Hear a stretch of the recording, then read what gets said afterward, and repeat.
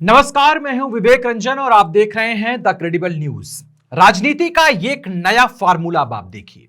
भाजपा शासन में सबसे ज्यादा मंदिर गिराए गए, खासकर बनारस जैसे पवित्र शहर में। लेकिन अभी की जो खबर मैं आपके सामने पढ़ने चल रहा हूं वो है कि दिल्ली के एक प्राचीन मंदिर को इसलिए गिरा दिया गया है क्योंकि वहां पर आसपास आरएसएस का कार्यालय है और पार्किंग की बड़ी समस्या आ रही है। तो भाई, अब पार्किंग के लिए चाहे मंदिर गिराना पड़े या फिर सनातन धर्म को ही जमींदोज करना पड़े। आरएसएस का जैसे कि लगता है कि आरएसएस इसे अपना हिस्सा मानती है। आरएसएस को यह लगता है कि आरएसएस तो सनातन धर्म की रक्षक है, तो फिर वो तो कुछ भी कर सकती है। वो चाहे हिंदू मंदिरों को जमींदोज कर दे या उन्हें हटा दे, अपने काम के लिए वो हिंदू धर्म से जुड़े किसी भी तरह की चीजों को ध्वस्त कर सकती है, लेकिन दूसरा नहीं कर सकता। तो मुद्दा आज का यही है। आपको याद है कि काशी विश्वनाथ कॉरिडोर के नाम पर दर्जनों प्राचीन मंदिर ध्वस्त कर दिए गए थे। किसी सनातनी की हिंदू इच्छा तब नहीं जगी, ना ही सनातनियों ने इसका कोई विरोध किया, क्योंकि यह ईश्वर और भगवान के हित में किया जा रहा था। ईश्वर और भगवान के घर बनाने वाले ये रक्षक उनके घर को टूटते हुए ही देख रहे थे। लेकिन मामला भाजपा शासन का था, मामला आरएसएस का था, तो आखिर में बोलने की हिम्मत क्यों पड़ेगी। शिवलिंगों को मलबे में फेंक दिया गया था। बहुत सारी तस्वीरें हैं, हम उन्हें दिखाना नहीं चाहते हैं। आप सब ने देखा होगा उन तस्वीरों को जिस समय काशी विश्वनाथ मंदिर का कॉरिडोर बन रहा था। उस टाइम सब कुछ आ रहा था।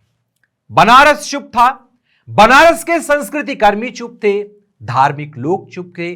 कुछ लोग थे जो थोड़ा बहुत खुलकर सामने आए, जिसमें मंदिर के पुजारी भी शामिल थे।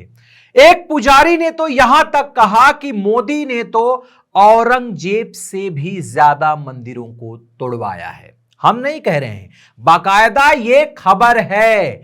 और अब दिल्ली से ये खबर आ रही है, जहां पर एक वीडियो में दावा किया जा रहा है कि यह मंदिर करीब 1400 साल पुराना है और अब इसका ध्वस्तीकरण कर दिया गया है एक पार्किंग बनाने के लिए। चलिए तो मामला जान लेते हैं कि क्या मामला है, जो असल में भाजपा जिस सनातन धर्म का ढोंग करती है उसके पीछे की हकीकत क्या है। हकीकत यही है, दिल्ली के झंडेवालान में आरएसएस मुख्यालय के पास तोड़फोड़ अभियान शुरू हुआ है। लोगों में काफी आक्रोश है और जब से यह वीडियो सोशल मीडिया पर वायरल हुआ है, जिसमें एक शख्स यह बताता हुआ दिख रहा है कि कैसे नगर निगम द्वारा अतिक्रमण विरोधी एक कार्रवाई के तहत इस मंदिर को तोड़ा जा रहा है, जिसमें यह शख्स दावा कर रहा है कि यह मंदिर कोई नया नहीं है बल्कि काफी पुराना है। शनिवार को दिल्ली नगर निगम यानी कि एमसीडी ने झंडेवालान स्थित राष्ट्रीय स्वयंसेवक संघ यानी कि आरएसएस मुख्यालय के पास अतिक्रमण विरोधी अभियान चलाया। अधिकारियों के अनुसार अभियान के दौरान हटाए गए ढांचों को लगभग 45 दिन पहले ही खाली करने का नोटिस दिया जा चुका था। 45 दिन पहले जब इस तरह की अतिक्रमण वाली घटनाएं आती हैं, जिसमें लोगों के घर तोड़े जाते हैं, लोग गुहार करते रहते हैं, प्रशासन के सामने हाथ जोड़ते हैं, रोते रहते हैं, तो प्रशासन इसी तरीके का बयान देता है। आप 2014 के बाद से अब तक जितने अतिक्रमण के नाम पर घर ढहाए गए हैं, उनमें प्रशासन का बाइट सुन लीजिए, आपको यही कहते हुए मिलेंगे कि हमने इतने दिन पहले ही खाली करने का नोटिस दिया था, लोग माने नहीं तो हमें गिराना पड़ा। किसी भी प्रकार की गड़बड़ी को रोकने के लिए पूरे अभियान के दौरान दिल्ली पुलिस के जवान मौके पर मौजूद थे।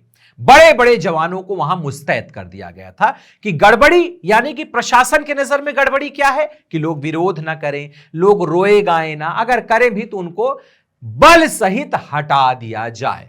इंडियन नेशनल कांग्रेस के इंस्टा अकाउंट पर वो वीडियो शेयर करते हुए ये कहा गया है कि आरएसएस की करोड़ों की बिल्डिंग है, मगर पार्किंग की जरूरत है तो पास में मौजूद करीब 1500 साल पुराना मंदिर को तोड़ा जा रहा है ताकि उस जमीन पर आरएसएस अपना कब्जा कर सके।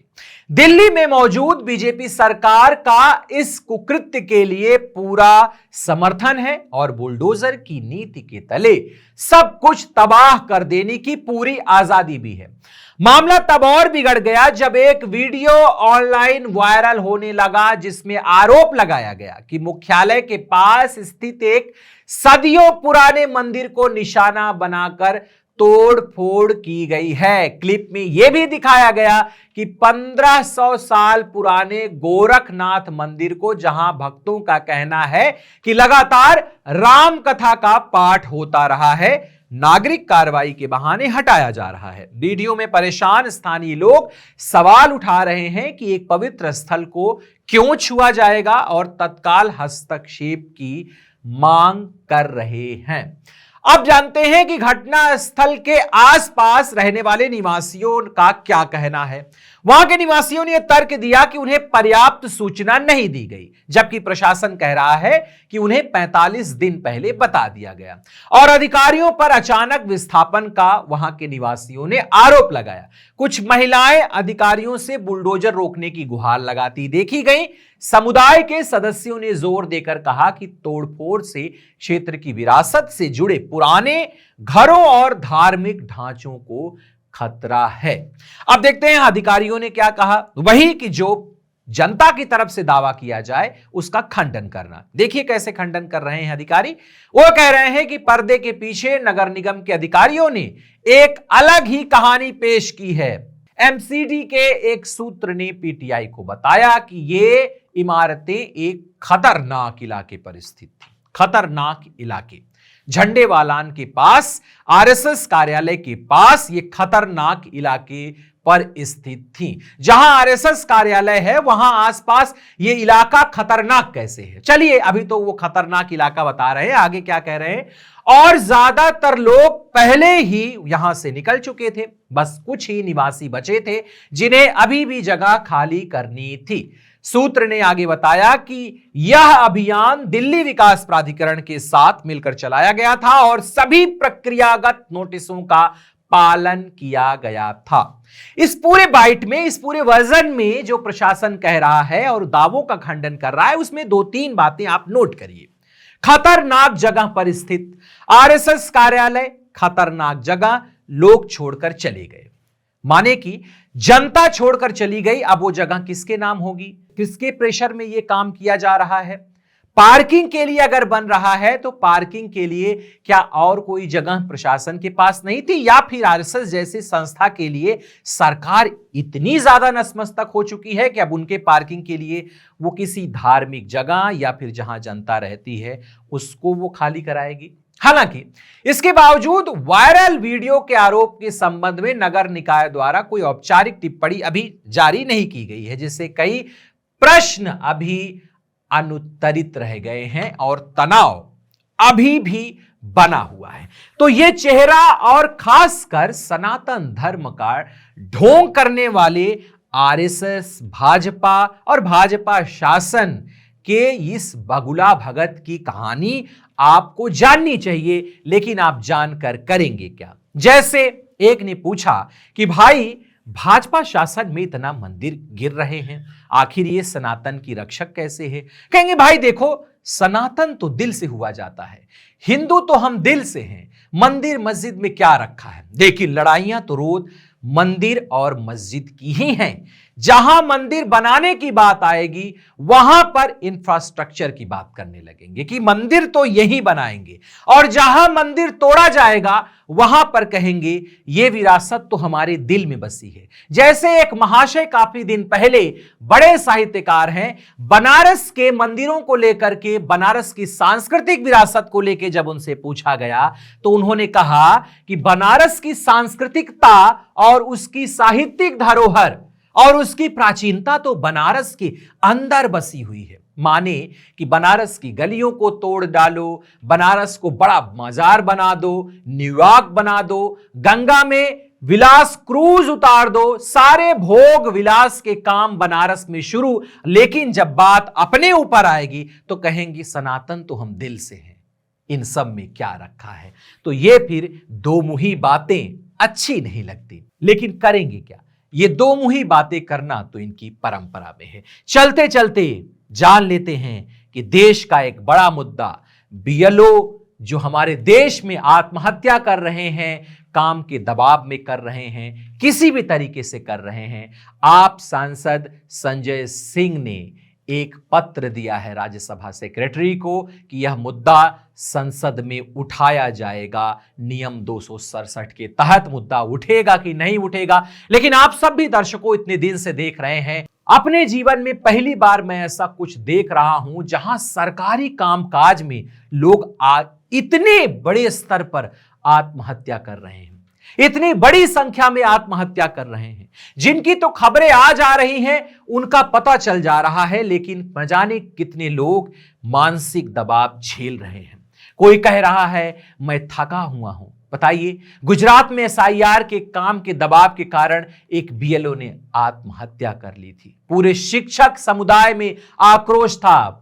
पुरानी खबर नहीं है, हाल ही की खबर में अभी एक खबर आई है, एक वीडियो वायरल हो रहा है। बीएलओ सर्वेश सिंह करके कोई व्यक्ति हैं जिनका वीडियो वायरल हो रहा है। उसमें कह रहे हैं कि मां मैं जीना चाहता हूं, लेकिन फूट फूट कर इस वीडियो में रो रहे हैं। न जाने क्या करवाया जा रहा है बीएलओ से, न जाने किस तरीके का वर्कलोड उन पर दिया जा रहा है। सरकार के पास इतने लोग ही नहीं हैं कि कम से कम जो जिस जॉब में है वो अपना करें। इसके लिए 2-3 महीने के लिए किसी बेरोजगार व्यक्ति को प्रशिक्षित करके उसको रोजगार के तहत ये काम दे दिया जाए, लेकिन नहीं। आप शिक्षक हैं, आप चुनाव भी करवाएंगे, आप बीएलओ का भी काम करेंगे, आप सरकारी योजनाओं का भी प्रचार करेंगे, पढ़ाई के अलावा आप सारा काम करेंगे। स्कूल बंद हैं, बच्चे नहीं हैं और सरकार उनसे अपनी योजनाओं का प्रचार करा रही है। क्या एसआईआर सरकारी नीति के तहत नहीं है कि इसके लिए कोई सरकारी नियुक्तियां की जा सके? क्या आसमान से टपका हुआ है? सरकार ने ही तो इसे बनाया है। तो फिर क्यों नहीं इन 2-3 महीनों के लिए कुछ विशिष्ट लोगों को इसके लिए नियुक्त किया जाए? लेकिन नहीं, सबको एक दूसरे में मिला के हलवा कर दो। और इस तरीके का वर्कलोड, कई जगह से ये भी खबरें आ रही हैं कि बीएलओस के ऊपर दबाव बनाया जा रहा है कि इनका नाम वोटर लिस्ट में रखना है, इनका नहीं रखना है। अभी बहुत कुछ सामने आना है। देखते रहिए द क्रेडिबल न्यूज।